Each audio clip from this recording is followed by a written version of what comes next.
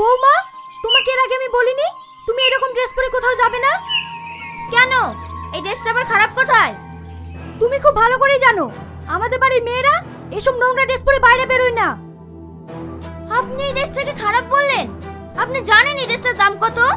এই ড্রেসটার যা দাম তাতে আপনার মেয়ের 5টা জামা কিনা হবে। দেখো বৌমা, দামটা বড় কথা না, যে পোশাকটা পরলে তোমাকে 5টা মানুষ খারাপ চোখে দেখবে সেই পোশাকটা তুমি নাইবা পরলে। দেখুন, কে কি বললো সেটা দেখে আমার কাজ নেই। আমি শহরে থাকা মেয়ে, আমি ছোট থেকে মডার্ন ড্রেস পরেই বড় হয়েছি, তাই আমি আপনাদের মতো গাইয়া পোশাক পরতে পারবো না। বৌমা, তুমি যে এতটা নোংরা মেয়ে সেটা আমি আগে জানতাম না। যদি জানতাম তাহলে তোমার মতো মেয়ের সঙ্গে আমার ছেলের কোনোদিন বিয়ে দিতাম না। কপালটা তো আমার খারাপ যে আপনাদের মতো এরকম একটা চষা ফ্যামিলিতে এসে পড়েছি।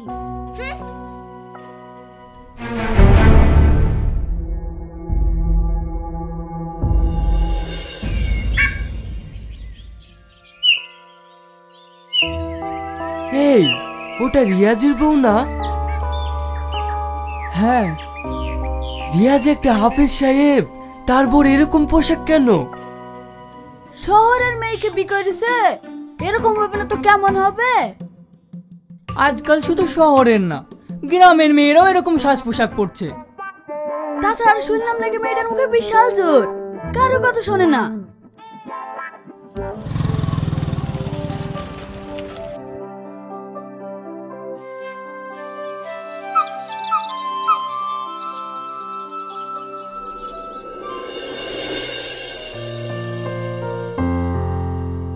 দেখ বাপ, তোর বোর সাজ পোশাক দিন দিন খারাপ হয়ে যাচ্ছে।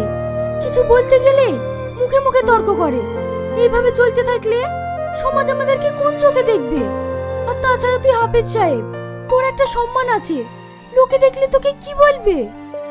আমি তোমাদেরকে তখনই বলেছি যে আমি ওই মেয়েকে বিয়ে করব না, তোমরা তাও আমার জোর করে বিয়ে দিয়েছো। ঠিক আছে, ও আসুক, ওকে আমি বুঝিয়ে বলছি।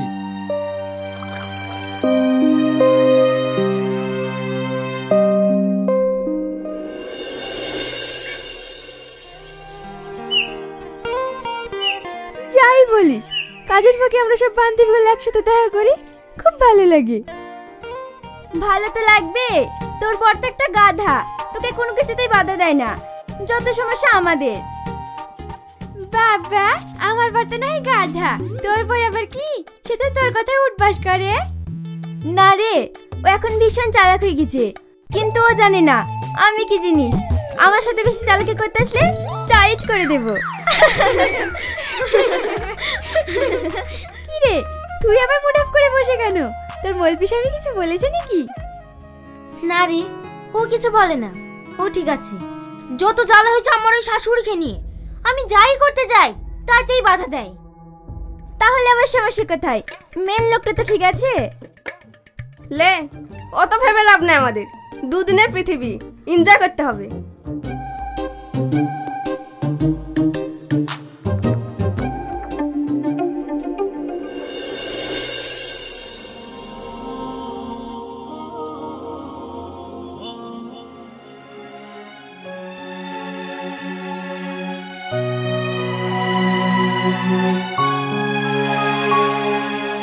দেখো, তোমার কি পার্সোনাল কোনো জ্ঞান নেই?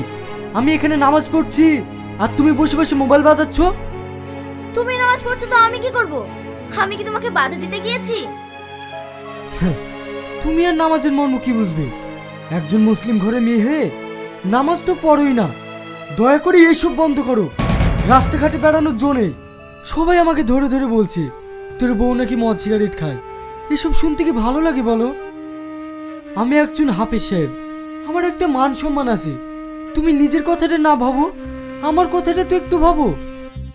আমারও তো কারো কথা ভাবার টাইম নাই। সব কিছুতে ছেলেদের স্বাধীনতা আর মেয়েদের কোনো স্বাধীনতা নাই, তাই আমি যেরকম সেরকমই থাকবো। এতদিন ধরে তো তোমাকে কিছুই বোঝাতে পারিনি, আজকে আর কি বুঝবে? তোমার যা ইচ্ছা তাই করো।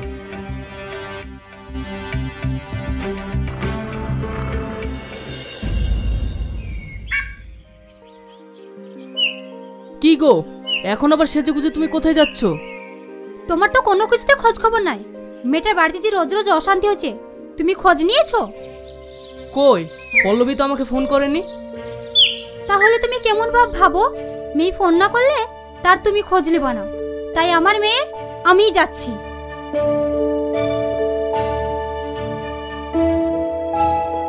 আমার সংসারটা তো শেষ হলোই, এবার মেয়ের সংসারটা শেষ করতে চলেছে।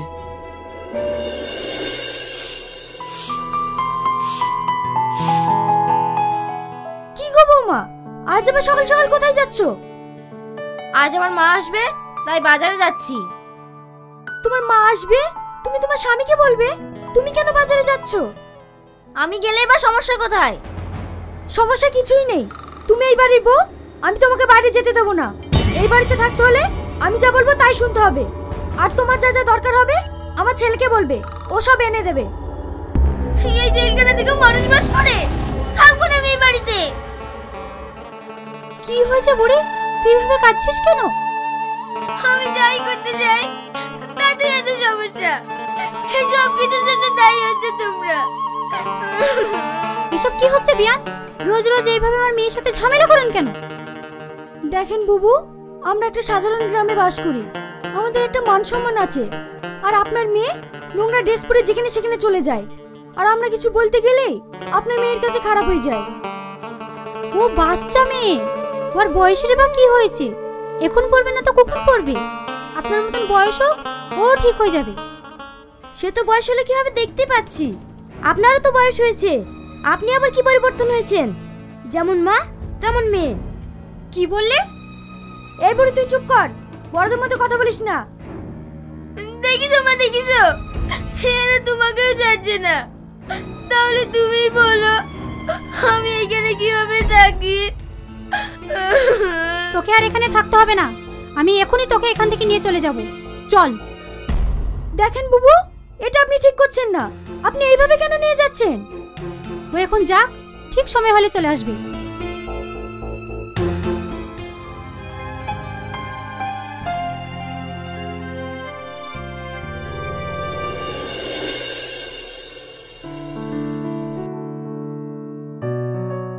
কি রে মা, কখন আসলি? ভালো আছিস তো? দেখে বুঝতে পারছো না কেমন আছে? তোমার মেয়ে কি বলতে এসেছে সেটা শোনো। কি হয়েছে মা? আব্বা, আমি শ্বশুরবাড়ি থেকে চলে এসেছি। কেন? রোজ রোজ আমি আর ঝামেলা সহ্য করতে পারছি না, আমি আর ওই বাড়িতে যাব না। দেখ মা, স্বামীর সংসারে প্রত্যেকেরই ছোটখাটো একটু অশান্তি হয়, সেইগুলোকে মানিয়ে নিয়ে চলাকেই সংসার বলে। দেখবি কিছুদিন পর সব ঠিক হয়ে যাবে। এভাবে আমি আমার মেয়ের জীবনটাকে শেষ করতে পারবো না, তার থেকে তুমি উকিল ডাকো, ডেকে ডিভোর্স করিয়ে নাও। তুমি কি সব উলটপালট বকছো? এতদিন ধরে তো আমার সংসারটাকে নষ্ট করেছো, এবার লেগেছো মেয়েটার পিছনে। মা হয়ে মেয়েকে বোঝাবে তা না, মেয়েকে আশকারা দিচ্ছ। আব্বা, আমার স্বামী না ভালো, কিন্তু ওই বুড়িটা খারাপ।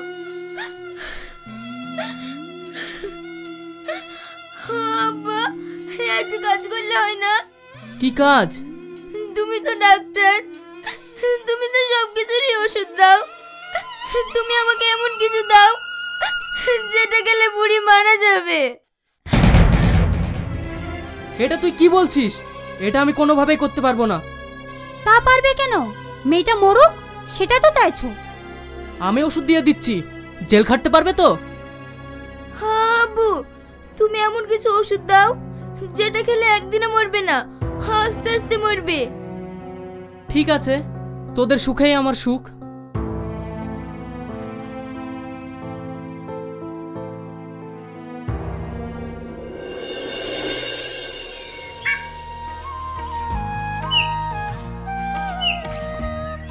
কি ব্যাপার, চলে আসলে যে? কেন, আমার বাড়ি আমি আসতে পারবো না বুঝি? সে তো পারোই।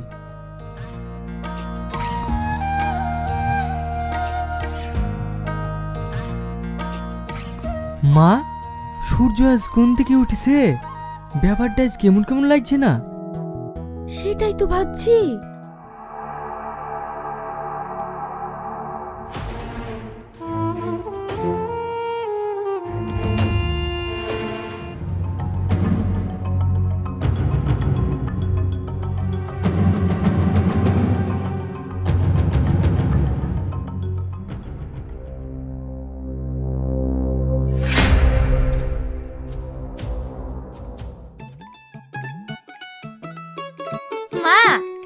দেখেন নেন, আপনার বিয়ান আপনার জন্য পাঠিয়েছে। আমি এসব খাবো না। কি বলছেন মা? আপনি আমার উপরে এখনো রেগে আছেন? আমি কিন্তু আপনার উপরে রেগে নেই। লেন। না, না খেলে আমিও ছাড়বো না। হা করেন।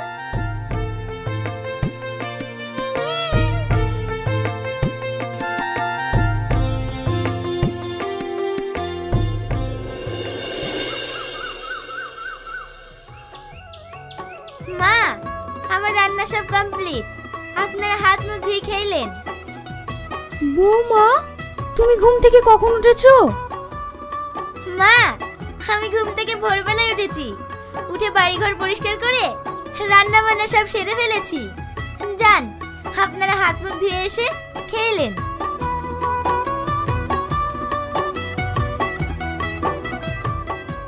মা, তোমার বৌমা এতটা চেঞ্জ? বাপের বাড়ি থেকে আসার পরে এতটা ভালো কি করে হলো? নিশ্চয়ই ওর বাপ শাসন করেছে। যাক, ও যে ভালো হয়েছে এটা দেখেও আমার ভালো লাগছে। বাদ দে সব, তুই যেন আবার ওর সঙ্গে খারাপ ব্যবহার করিস না।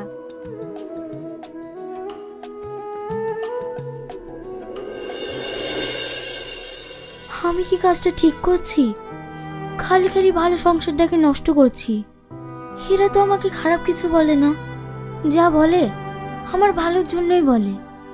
তাতে আমার স্বামী হচ্ছে একজন হাফেজ সাহেব, তার কথাও ভাবতে হবে। না না, আমাকে পরিবর্তন হতেই হবে, আমাকে ভালো হতে হবে।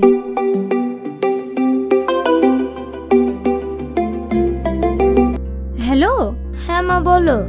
কি রে, তোর শাশুড়ি খবর কি? ওষুধটা ঠিকঠাক খাওয়াছিস তো? না মা, আমি আর আমার শাশুড়িকে মারতে চাই না। এ তুই কি বলছিস? হ্যাঁ মা, আমি তোমার কথা শুনে এই বাড়িতে আর অশান্তি করতে চাই না। এর থেকে ভালো হেরা যা চাই আমি সেভাবেই চলবো। বৌমা। হ্যাঁ মা। ঠিক আছে মা, আমি এখন রাখছি, পরে কথা বলবো।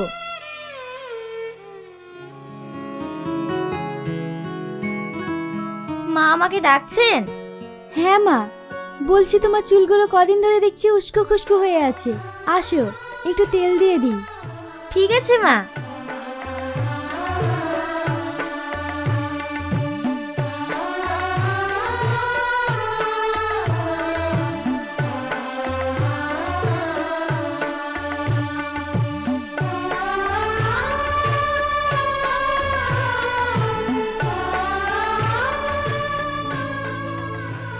বৌমা, তুমি যে এতটা পরিবর্তন হয়ে গেছো এটা দেখে আমার খুব ভালো লাগছে। হ্যাঁ মা, আমি খুব অন্যায় করেছি, আপনাদের সাথে খুব খারাপ ব্যবহার করেছি। প্লিজ মা, আপনি আমাকে ক্ষমা করে দিয়েন। দূর পাগলি, তুমি তো আমার মেয়ের মতো, তোমার উপর আমার আর কোনো রাগ নেই। আমি আর আছি কদিন, তারপর থেকে তো এই সংসার তোমাকেই চালাতে হবে। দেখেন মা, আমি আর আপনাদেরকে কষ্ট দেব না। আচ্ছা ঠিক আছে, আমি পানি টিপে দিচ্ছি, তুমি গা ধুয়ে নাও।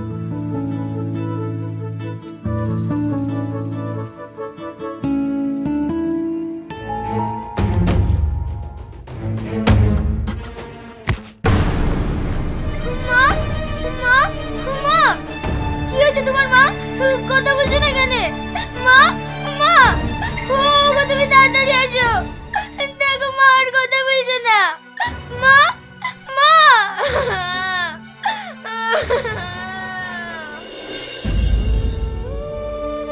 মা, আপনার শরীর এখন ঠিক আছে তো?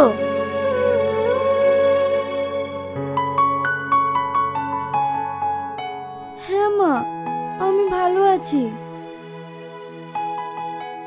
তুমি মায়ের কাছে বসো, আমি বাজারে থেকে ঘুরে আসি। ঠিক আছে। মা, আপনার শরীর এখন ভীষণ দুর্বল, লেন দুধটা খেইলেন।